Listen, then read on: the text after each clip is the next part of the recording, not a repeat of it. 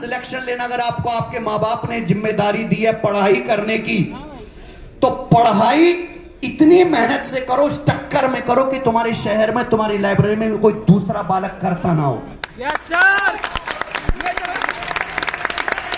और जब फॉर्म भरो तो उस मन के साथ भर दो कि यार 12,000 वैकेंसी आई नहीं है, वैकेंसी तो 11,999 ही है, एक वैकेंसी तो मेरी है जो फिक्स है।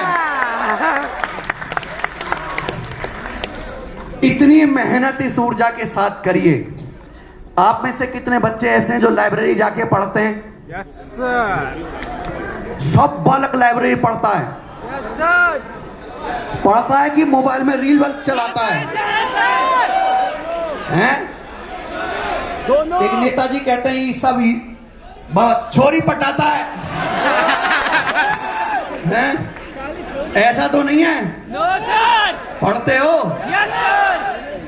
आप बता दो मुझे, क्या पिछले 6 महीने में किसी बालक को अपनी की गई मेहनत पे इतना गुमान है कि हाँ सिलेक्शन लेने का मैं दावेदार हूं नंबर 1 का? कितने बालक ऐसे हैं? सब है। संख्या घट के 20% रहेगी। आप देख लो 80% तो भीड़ बन गई पहले ही। यही तो हकीकत है। एक हफ्ते का बता दो, पिछले एक हफ्ते में कितने बालक ऐसे हैं जिनको लगता है यार मैंने ऐसी मेहनत करी है कि ये वाली नौकरी तो मेरी होनी चाहिए? ऐसे कितने बच्चे हैं? संख्या घट के 10% से भी कम पे आ गई है। सर 1 महीना से तो प्रोटेस्ट। मैं हमेशा कहता हूं कि 100% बच्चे हैं अगर, तो 90% तो केवल फॉर्म भरते हैं, उनको सिलेबस तक का नहीं पता कि पेपर में आएगा क्या, उनको प्रीवियस ईयर का नहीं पता। केवल 10% बच्चे मेहनत करते हैं। उन 10% में से 2 से 3% बच्चे भगवान के आशीर्वाद से सफल हो जाते हैं। ये कोई खराब नंबर तो नहीं है। दुनिया में हर जगह यही स्ट्रगल है। इस दुनिया का 95% संसाधन केवल 5% लोगों के पास है। 5% लोग 95% लोगों को चलाते हैं। कोशिश करो मेहनत इतनी अव्वल दर्जे की हो कि आप उस 95% की भीड़ से निकल के 5% में आ जाओ, कि जब आप कामयाब बनोगे तो केवल आप ही नहीं, आपकी पुरानी पीढ़ी, आपके माँ बाप, छोटे भाई बहन, उनकी भी जिंदगी बनेगी और आने वाली पीढ़ी भी संवरेगी। मैंने नहीं सवारी।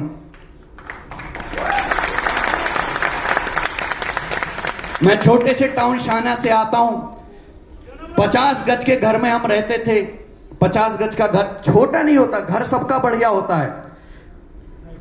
कच्चा गोबर से चौका लगता था उसमें, प्लास्टर नहीं था उसमें, लाइट भी नहीं आती थी। मेरे जमाने में तो कोई इंटरनेट नहीं था, मोबाइल नहीं था, ये फोन नहीं थे जब मैं पढ़ाई करता था। धूप में टहल टहल के पढ़ाई करता था। छत पे सर, छत पे सब लौंडों को सब पता है।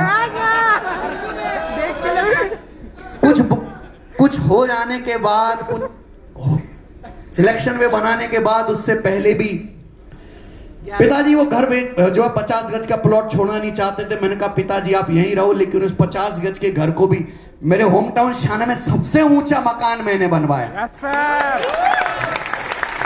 कि आप दिन में 3-4 बार ऊपर चढ़ो तो थक जाओ।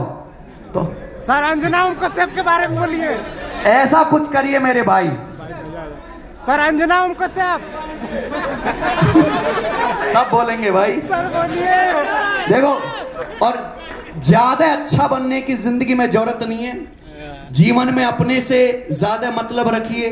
अगर आप सफल हो जाओगे, थोड़े अकेले भी हो जाओगे, लेकिन जो काम भर के लोग हैं वो आपके साथ टिक जाएंगे। जब तक आप नल्ले घूम रहे हो, बेरोजगार घूम रहे हो, भीड़ बहुत है, बहुत भीड़ है आसपास, मजा लेने के लिए, टर्री पे चाय पीने जाने के लिए, लेकिन धीरे धीरे वो सब चले जाएंगे।